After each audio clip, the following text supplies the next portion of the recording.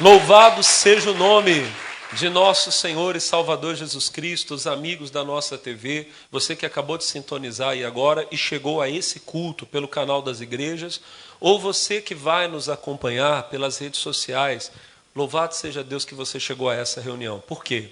Porque Deus vai falar com você. E essa palavra que você vai ouvir, que vem do céu para a sua vida, vai te dar a direção para você vencer. Principalmente você que está passando pelo momento mais difícil da sua vida. Talvez você chegou agora a essa mensagem e você diz assim: pastor, eu estou passando pelo meu pior momento, eu acho que eu sou a pior pessoa do mundo. Você não é isso. E você vai entender hoje na palavra de Deus em nome de Jesus. Amém? Mas deixa eu falar com o meu povo aqui. O povo de Deus, vocês estão bem? Quem veio animado hoje para receber a palavra de Deus? Eu queria falar com você de um dos personagens mais famosos da Bíblia. Todo mundo conhece ele. Mas eu acho que muitos de vocês conhecem da maneira errada. Jó 42 é o último capítulo do livro de Jó. No versículo de número 10, eu vou ler apenas esse versículo e aqui está a nossa mensagem de hoje. Jó 42, o versículo de número 10. Amém? Quantos encontraram, digam glória a Deus?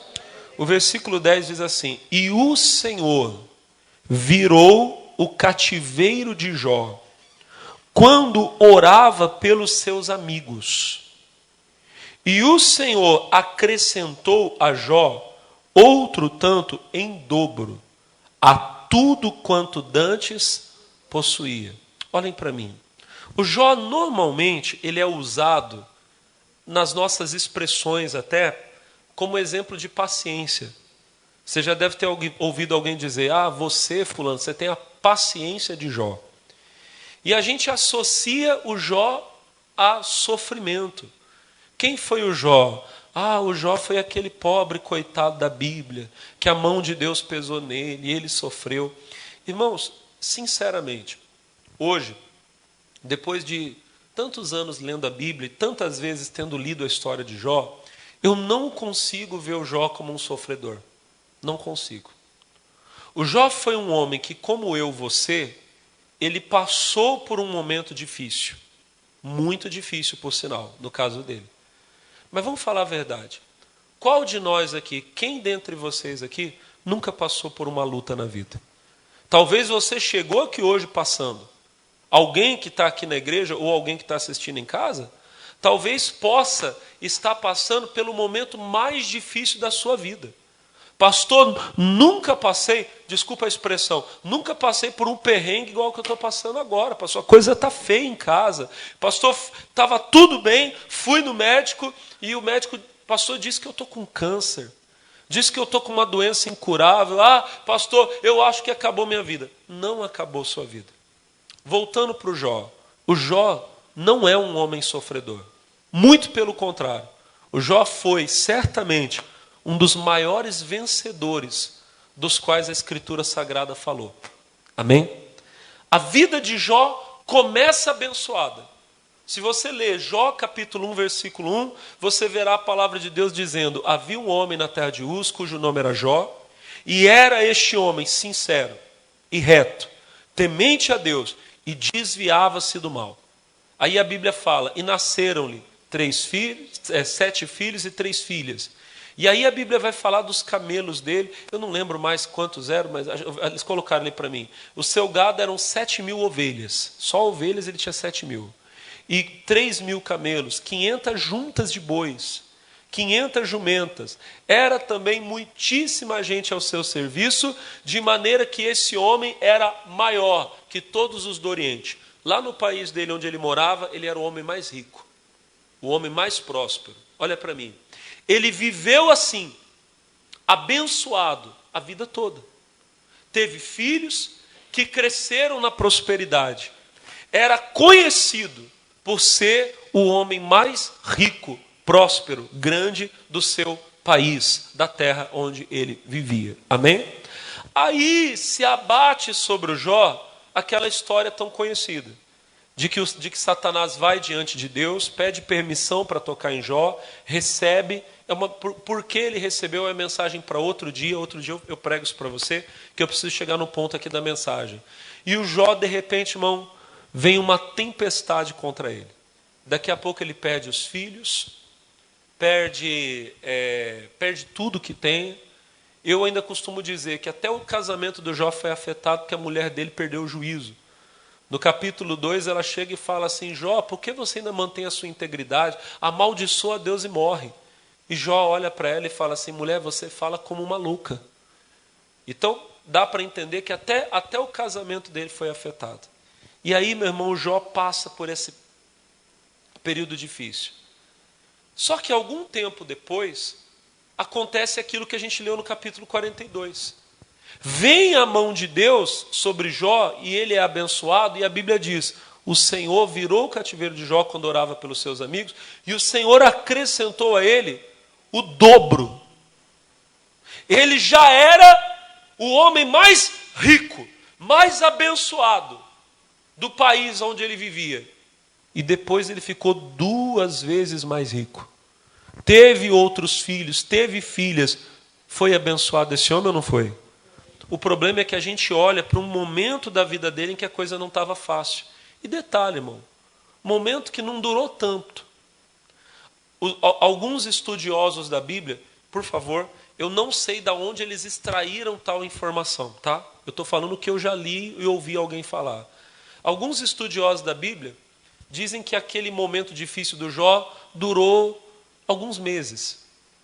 Eu não sei de onde eles tiraram, mas, sinceramente, eu concordo. A luta do Jó não levou 1 ano, não. Deve ter sido uma coisa de, estourando no máximo, 6 meses.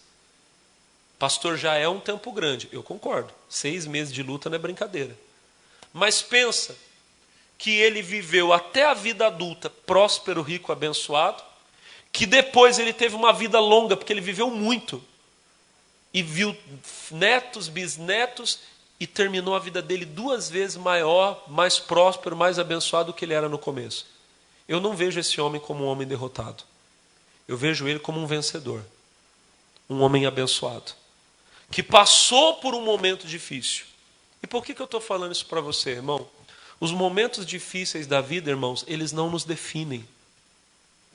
Você não é, olha para mim, você não é um derrotado porque você teve um fracasso na vida. Ah, pastor, eu tive um problema, perdi tudo, eu sou a derrota. Não, você não é. Isso é apenas um momento que você está passando. Mas você é aquilo que a palavra de Deus diz que você é. E crendo na palavra de Deus, perseverando, você vai se levantar, e quando a sua vida terminar, vai terminar com a bênção de Deus. Você vai terminar como um vencedor, como um campeão de Jesus. Diga amém. Aquela luta será apenas algo pelo que você passou, mas ela não é o que você é. Eu vou até falar uma coisa aqui, irmão, porque isso eu creio no meu coração que isso é para ajudar alguns de vocês. Você que talvez caiu, que pecou, você fez coisa feia que dá até tristeza de falar o que você fez. Pastor, eu sou um pecador, eu sou a pior pessoa do mundo. Não, você não é. Você teve uma queda, mas a Bíblia diz que poderoso é Deus para te levantar. Que a misericórdia de Deus, irmão, ela se renova a cada manhã. Se você falar para mim de um homem da Bíblia chamado Davi, e você falar para mim, pastor, defina Davi, eu vou ter que definir Davi como a Bíblia o define, o maior rei de Israel. Ele foi. Em importância de obra, não houve outro rei de Israel que foi mais importante que ele. A Bíblia chama Davi de homem segundo o coração de Deus. Um homem que no coração, se você perguntasse a Deus, como é que é um homem que o Senhor gosta, Senhor? Eu gosto de um homem igual a Davi. Um homem segundo o coração, mas você que é conhecedor da palavra, sabe que Davi pecou, e pecou feio. Desculpa a expressão de novo, pisou legal na bola, cometeu um adultério, forjou a morte do marido da mulher com a qual ele adulterou, tomou-a para si. Só que quando eu prego sobre Davi, quando eu falo de Davi, eu não falo de Davi nem como um adúltero, nem como um assassino. Porque essas coisas gravíssimas, foram coisas que aconteceram na vida dele, mas elas não o definiram. Amém? A sua queda não te define, irmão. A sua queda, infelizmente, foi uma coisa que aconteceu, um caminho errado pelo qual você passou. Mas você pode se levantar, você pode voltar, se acertar na vida e ser uma bênção. Diga glória a Deus. Nunca se veja como um fracassado, um derrotado. Não deixa que o diabo aponte o dedo para você e diga isso para você. Você não presta, você não vale nada, você é um pecador. Não, você é um filho de Deus. As suas lutas, até mesmo suas falhas, são momentos pelos quais você passou na vida. Mas volto a dizer, poderoso é Deus para te levantar. Poderoso é o Senhor para te abençoar. E Ele te abençoará em nome de Jesus. Quem crê, diga glória a Deus. Agora eu quero falar com você sobre o momento em que a vida do Jó deu essa virada. Quando é que o Jó deu a volta da vitória? A Bíblia fala no versículo 10 do capítulo 42 que nós lemos. E o Senhor virou o cativeiro de Jó. Quando? Quando que aconteceu? Quando, igreja? Quando orava pelos seus amigos. Aqui que eu queria chegar. Deus virou, mudou a vida de Jó, tirou ele da miséria e da enfermidade para fazê-lo um homem abençoado, mais do que era antes. Quando? Quando ele orava pelos seus amigos. Irmão, essa frase tão curta, ela guarda alguns segredos preciosos e poderosos. Tem pelo menos duas coisas que eu quero falar com você aqui, se o Espírito Santo me permitir, eu creio que ele vai. Sobre essa oração. A primeira, olha para mim, a primeira. Jó orou pelos amigos dele. Quando? Quando ele estava bem? Não. Jó orou pelos amigos dele quando ele estava mal. Deus, olha para mim, Deus não virou o cativeiro de Jó e depois Jó orou pelos amigos. Deus virou quando ele orava. Ou seja, ele estava mal. Como é que o Jó estava? Falido, na miséria, quebrado, enfermo. Tão enfermo que a Bíblia diz que o corpo todo, do alto da cabeça à planta dos pés, ele estava cometido de um mal. Ele se sentou num monturo e pegava cacos de telha e raspava aquela secreção que saía da pele dele. Tem uma passagem do livro de Jó que ele diz assim: eu sei que o meu Redentor vive e que em breve se levantará sobre a terra. Aí ele fala assim: e mesmo depois de consumida a minha pele, ainda na minha carne verei a Deus. Dá a entender que o Jó já estava em carne viva. Mas ele dizia: eu sei que eu verei a Deus. Mas aí você pensa nesse homem enfermo, miserável. Foi nesse momento que o Jó chamou os amigos dele, já falo sobre os amigos, e disse: eu vou orar por vocês. Isso é muito importante, irmão. Porque quando você está num momento difícil, quando você está num momento de luta, o diabo diz para você que você não pode orar. Você já deve ter ouvido alguém falar assim: ah, eu não tenho nem como orar por você, porque eu estou com o mesmo problema que você. Você já ouviu alguém falar isso? Posso te dizer uma coisa? Isso é uma das maiores besteiras que você já ouviu. Eu posso estar passando por uma luta muito grande, eu nunca vou deixar de orar por você. E eu posso estar até com o mesmo problema que você. Você chega aqui na igreja doente, por exemplo.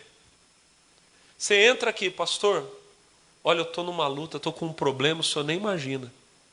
Acabei de ir no médico, o médico me diagnosticou que eu estou com tal enfermidade. Aí já pensou? Você olha para mim e você fala: eu estou com tal enfermidade. Eu olho para você e falo: ih, rapaz, estou com o mesmo problema. Vou orar por você não. Não, eu oro. Ainda que eu esteja. Sabe por quê? Porque eu não oro no meu nome. Eu oro no nome de quem? Eu oro no nome de... Eu não creio em mim. Eu creio na palavra de Deus e no poder. E Deus não deixou de ser Deus porque eu estou passando por uma luta. Ele não deixou de ser poderoso. Olha para mim. Não é porque ainda não aconteceu na minha vida que significa que Deus não faça. Amém? E o bonito é que às vezes é no momento que eu orar por você, para acontecer na sua vida, que vai acontecer na minha. Porque a Bíblia diz que é dando que se recebe. Bonito isso ou não é, irmão? Então não deixa o diabo enganar você não, irmão. Eu falei aqui na igreja essa semana. Eu vou orar por você independente de como eu estiver. E vou pregar a palavra de Deus independente de como eu estiver. É claro, não estou falando de pecado. Se eu estiver em pecado, na prática do pecado, eu não posso pregar a palavra de Deus. Amém? Está amarrado em nome do Senhor Jesus. Mas se um dia você descobrir que eu estou numa prática pecaminosa, é claro que falha, defeito, todo mundo tem. Vocês entendem isso, amém? Mas se um dia você descobre que eu estou numa prática pecaminosa, você descobre, por exemplo, que eu estou desviando dinheiro da igreja, tá reprimindo, não quero nem pensar nisso. Mas se você descobre isso, irmão, eu não posso ser pastor dessa igreja, tá? Não posso. Me denuncie para a minha liderança. Procura o pastor Jaime, procura o missionário, pastor Jaime, o pastor Alex de Lima, não pode ser pastor da igreja de Taubaté. Se um dia você descobrir que eu tenho outra mulher além da minha esposa, me denuncie. Eu não posso ser pastor se eu estiver na prática do pecado. Quem está entendendo, diga amém. Mas o que eu estou falando aqui é outra coisa. Eu não estou falando de pecado, eu estou falando de luta, de problema. Eu posso estar enfrentando a maior luta da minha vida. Luta na minha família, luta na saúde financeira. Eu vou continuar pregando a palavra de Deus. Por quê? Porque eu não prego a minha vida. Eu prego a palavra. Eu luto sim para viver tudo aquilo que eu prego. Diga amém. Eu luto para viver. Eu creio que Deus cura. Então eu luto para crer na palavra para ter saúde. Diga amém. Mas não é porque, olha para mim, não é porque não aconteceu na minha vida que Deus deixou de ser poderoso. Ou que eu não possa ser homem de Deus. O nosso pastor Jaime, ele costuma contar uma história, é engraçada a história, mas é verdade. Ele disse que um dia, uma irmã, se eu não me engano, acho que quando ele era pastor na Praça da Sé, ou então na Júlio Mesquita, eu não tenho certeza, aqui no centro de São Paulo mesmo. Ele disse que um dia uma obreira chegou nele e disse assim, pastor, eu vou entregar o uniforme, eu não vou mais ser obreira. E o pastor conhecia a irmã, uma irmã de Deus, o pastor falou, mas por que a senhora não pode? E a irmãzinha chorando disse assim, pastor, porque eu não tenho fé. Eu não tenho fé. A irmã fulana disse que eu não posso ser obreira porque eu uso óculos. Eu não tenho fé para ser curada da vista, então eu não posso ser obreira. O pastor Jaime falou assim, quem falou isso para a senhora? Foi a irmã fulana. Ah, é? Então vai e fala para ela que ela também não pode ser obreira. Mas por quê, pastor? Porque ela usa dentadura. Ué, se Deus cura a vista, Ele não é poderoso para fazer nascer dente? Ele é poderoso. O que falta às vezes é fé. Eu tenho 2 próteses. Eu queria ter tido fé para orar e crescer o dente. Eu não tive. Mas Deus deixou de ser poderoso por causa disso? Amém? Não. Eu tive fé para ser curado da vista. Eu era para usar óculos hoje. Mas Jesus fez a obra. Eu permaneci, passei um dia de luta, irmão. Olha, mas fiquei firme na fé, estou curado. Eu tenho uma vista tão boa que do jeito que a Bíblia está aqui, ó, se eu vier aqui atrás eu consigo ler. De tão boa que a minha vista é. Amém? Agora, eu tenho amigos, pastores, grandes homens de Deus que usam óculos. Eles deixaram de ser de Deus? Deus deixou de ser poderoso? Aí você está com um problema na vista. Ai, pastor, ora para mim que eu estou com glaucoma, está ruim. Aí você olha para o pastor usa óculos. Ah, não vou pedir oração? Não, peço. Não tem nada a ver. Você tem que entender isso. Deus não deixou de ser poderoso porque eu estou passando por uma luta. Amém? Deus não deixou. Eu creio na palavra. E volto a dizer, às vezes é na hora que você está pior, que você mais tem que mostrar que você crê. É no momento que você está mais difícil na vida. Alguém chega para você e fala, fulano, me ajuda em oração. E você fala, eu vou orar por você. Pastor, mas como eu vou orar? Olha o jeito que eu estou. É naquela hora que você está mostrando que você crê em Deus. Porque você está dizendo para Deus, Deus, eu não estou nem aí para o que eu estou passando. Eu sei que o Senhor é poderoso. Amém? Olha o jeito que o Jó estava, irmão. Olha a situação que ele estava, enfermo, corpo todo, miséria. E Deus disse para os amigos dele, peçam para Jó orar por você. E o Jó orou. Jó podia ter dito, Senhor, me desculpa, eu não tenho fé para orar, olha o jeito que eu estou. Eu não vou orar não, pede para o outro que está bem. Não, irmão. E aqui eu quero até abrir um parênteses e falar uma coisa para você. Por maior que seja a luta que você está passando, talvez você está melhor do que o outro que aparentemente está bem. Não é o tema da pregação de hoje não, mas no último culto que eu fiz, eu estava dizendo que Deus não vê a aparência, que Deus sabe da verdade. 1 Samuel capítulo 16, versículo 6, a Bíblia diz que o profeta Samuel pegou uma botija de azeite e ele ia ungir o irmão mais velho de Davi. Deus tinha dito, vai lá para Belém, dentre os filhos de Jessé, eu me tenho provido de um rei. Um deles vai ser o novo rei, aquele que reinará no lugar de Saul. Samuel foi e não sabia quem era. Quando ele chega, o primeiro que ele vê não é Davi. O primeiro que ele viu foi o Eliabe, que era um rapaz alto, bonitão. E Samuel olhou para ele e disse, certamente está perante o Senhor o seu ungido. Esse bonitão, ele vai ser o rei. Deus fala para ele, capítulo 16, 1 Samuel 16, 7. Deus diz para ele assim, não atentes para a sua aparência, nem para a altura da sua estatura, porque eu o tenho rejeitado. Porque o Senhor não vê como vê o homem, pois o homem vê o que está diante, mas Deus vê o Irmão, tem muita gente que aparentemente está bem, mas ela, em verdade, está pior que você. Sabia?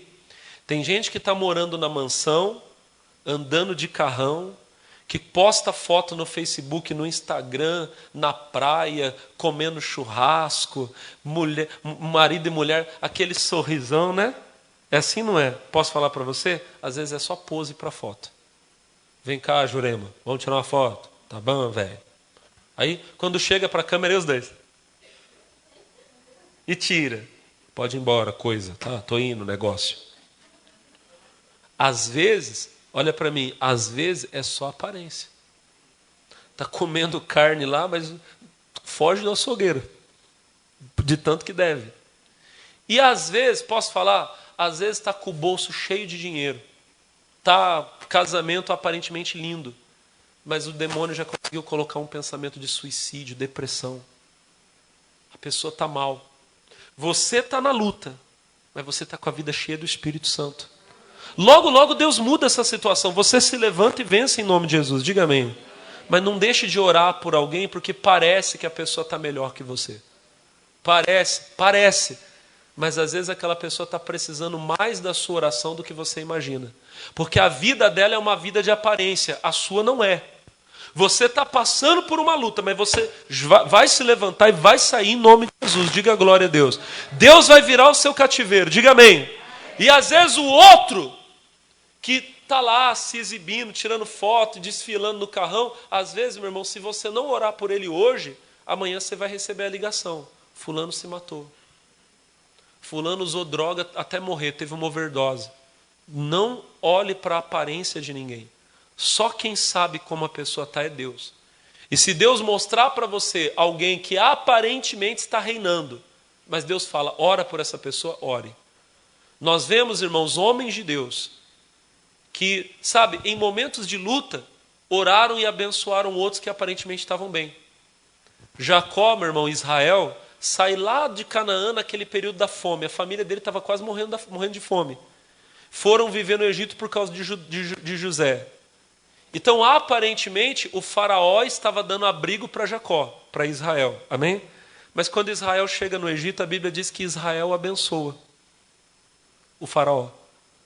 O faraó era o rei, era o poderoso, mas ele precisava da oração de Jacó. Alguém que você olha e aparentemente está muito bem, está precisando da sua oração. E aqui eu quero falar a terceira coisa e última coisa para nós terminarmos aqui o nosso entendimento. Você, para sair da luta, talvez você vai precisar orar por alguém que te feriu.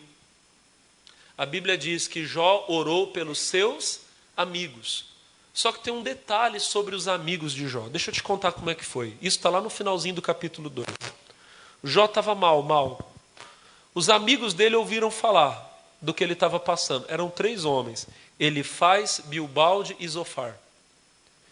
Quando eles viram o Jó de longe, a Bíblia diz que eles não reconheceram a Jó. O Jó era um homem forte, poderoso, abençoado. E eles veem aquele caco de pessoas se coçando, doente. A Bíblia diz, meu irmão, que eles não suportaram, jogaram terra na cabeça e eles ficaram 7 dias e 7 noites do lado do Jó sem falar nada. Já aconteceu com você de você ver uma coisa tão triste que você não tinha nem o que falar? De uma pessoa estar tão ruim perto de você que você quer falar uma coisa para ela e às vezes você nem consegue. Eles ficaram assim 7 dias. Só que daí, no capítulo 3, o Jó ele faz um desabafo. Ele está tão triste que ele desabafa e ele fala: ah, Senhor, seria melhor não ter nascido. E quando o Jó fala isso, aí os 3 amigos dele, um após o outro, começam a fazer o quê? Acusar o Jó de pecado. Jó, não fala isso não. Quem é você para questionar a Deus? Sabe por que você está assim, Jó? Porque você é pecador. E aí o Jó olhava para eles e falava: não, eu não sou. Isso que vocês estão me acusando não é verdade. E aqui você vai, acho que você vai concordar com o que eu estou falando, irmão. Coisa difícil é você estar passando por uma luta, você precisa de uma mão, mas você só tem um dedo apontado para você. Já aconteceu com você? Acho que já, né? Você estava precisando tanto de um amigo, mas parece que os seus inimigos, os seus amigos se tornaram inimigos, só sabiam te pisar, te humilhar. Você está assim porque você merece. Eu falava e você não ouvia. Irmão, você não precisava disso, você precisava de alguém para te ajudar, poxa. A pessoa não entende aquilo ali, o que você está passando. Não entende. E ela te acusa. Jesus passou por isso, irmão. Jesus estava morrendo para nos salvar e pelo caminho ele só ouvia humilhação. Isaías 53, versículo 5 diz assim: e nós o reputamos, o versículo 4, nós o reputamos por aflito, ferido de Deus e oprimido. Em outras palavras, Jesus estava fazendo a obra da nossa salvação, mas ele estava sendo reputado como alguém que estava sendo castigado por Deus. É pecador, por isso que Deus está fazendo isso com ele. Às vezes, alguém vem e aponta o dedo para você, te acusa.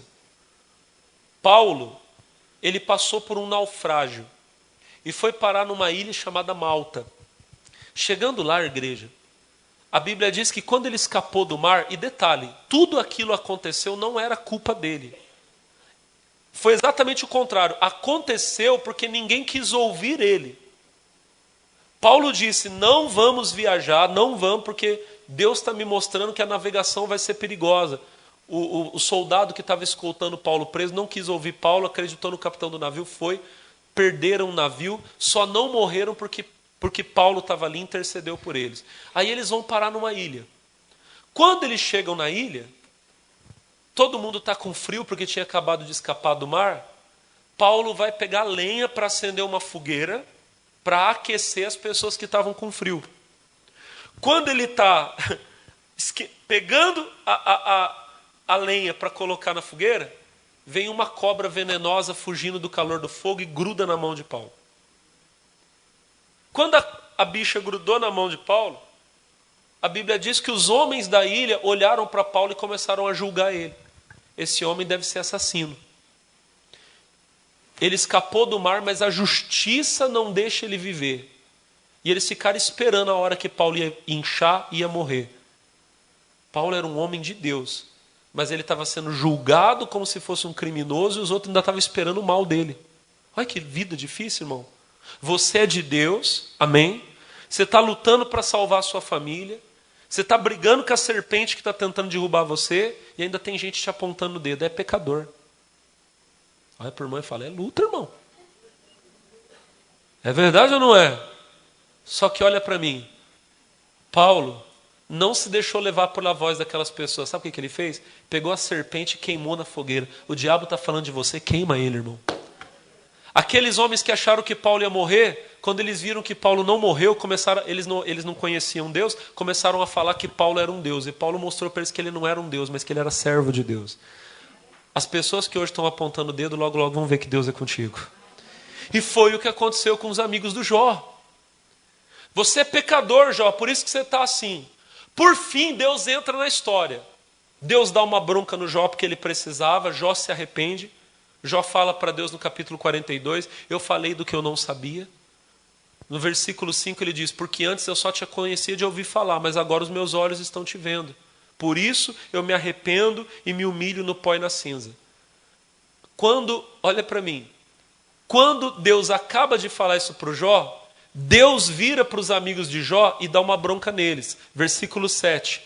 Sucedeu, pois, que acabando o Senhor de dizer a Jó aquelas palavras, o Senhor disse a Elifaz o temanita, amigo de Jó: a minha ira se acendeu contra ti e contra os teus 2 amigos, porque não disseste de mim o que era reto como meu servo Jó. Você vê que tantos amigos dele não estavam certos, que Deus falou: estou bravo com você e com seus amigos, porque vocês não falaram o que era certo igual meu servo Jó. Estava mais do que provado que eles não estavam certos em acusar o Jó. Logo, logo Deus vai mostrar para os seus acusadores que eles estão errados. Deus vai mostrar para aqueles que estão apontando o dedo para você que não deveriam ter feito isso. Diga amém. E o que é que Deus fala? Versículo 8. Tomai, pois, 7 bezerros, 7 carneiros, ide ao meu servo Jó. Oferecei holocaustos por vós, e o meu servo Jó orará por vós. Vocês pecaram acusando ele. Vai lá, façam um sacrifício para mim e peçam para Jó orar por vocês. Já falei, Jó estava na luta, mas Deus confiava nele como alguém para orar. Deus confia em você como alguém para orar. Mas agora olha para o outro lado. Jó agora iria orar por aqueles que tinham ofendido ele. E foi quando ele orou que Deus virou o cativeiro dele. Talvez você está precisando orar por alguém que apontou o dedo para você. Você está precisando orar por alguém que te acusou. E precisa, irmão. Você vai ser curado, você vai se levantar na vida, talvez quando você perdoar. Tem uma passagem da Bíblia que eu acho poderosíssima, uma das que eu mais gosto. Marcos 11, 22. Jesus está ensinando para os discípulos o segredo da oração que funciona.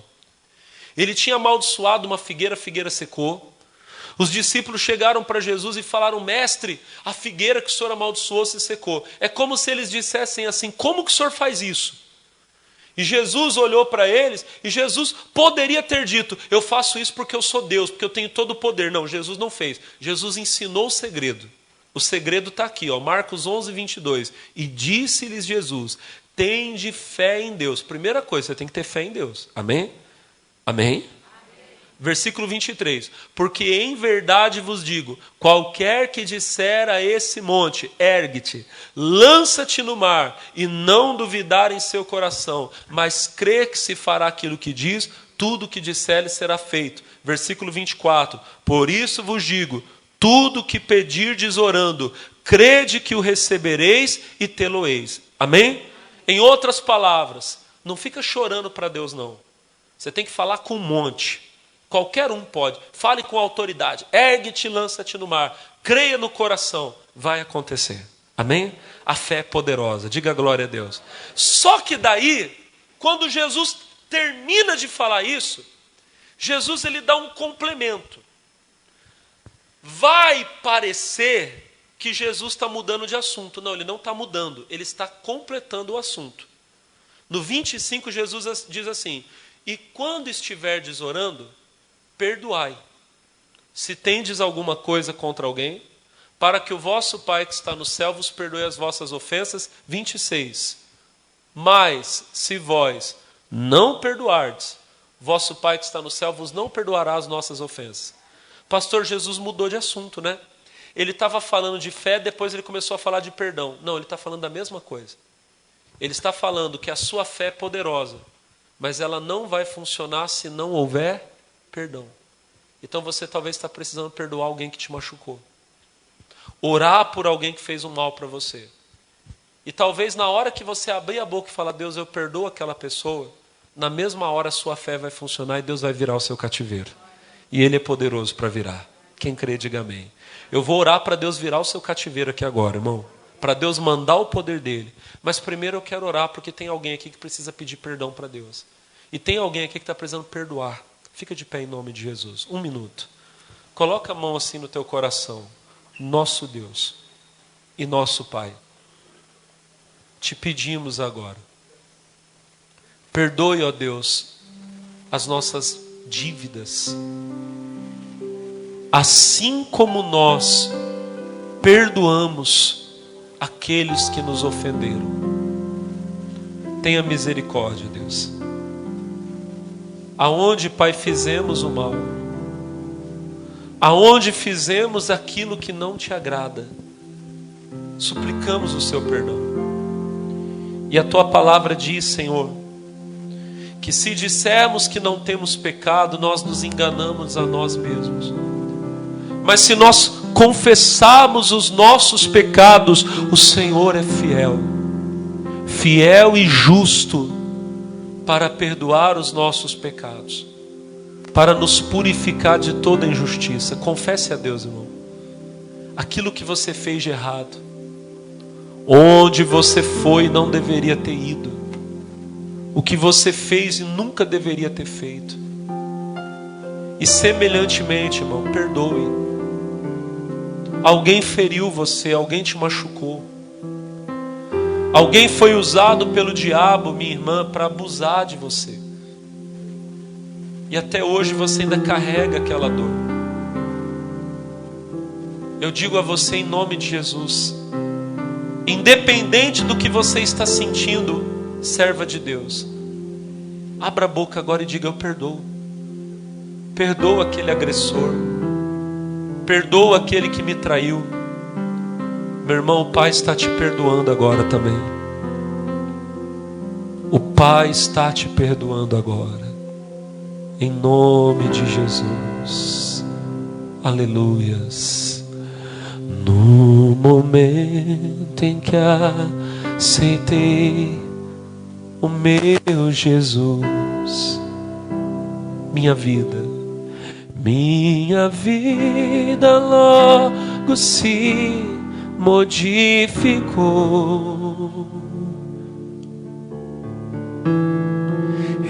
Encontrei a paz, encontrei o amor. Hoje eu já não tenho mais rancor. Aprendi a amar ao próximo também, perdoar aquele que me ofendeu, perdoar aquele que me ofendeu. Deus ama você, Deus ama você. Eu amo também, eu amo também. Por isso é que eu estou, por isso é que eu estou sempre a cantar, a cantar. Estará. Os obreiros, voltem por favor, daqui a pouquinho vocês se posicionam. Com Cristo meu Senhor sempre a andar. Com Cristo eu aprendi, com Cristo eu aprendi a perdoar. Com Cristo para sempre viverei, viverás. E você que anda neste mundo sem razão, que anda neste mundo sem razão, aprenda a perdoar o seu irmão, aprenda a perdoar o seu irmão. Viverei, viverei, viverás, viver. E agora, meu irmão, agora você vai se levantar.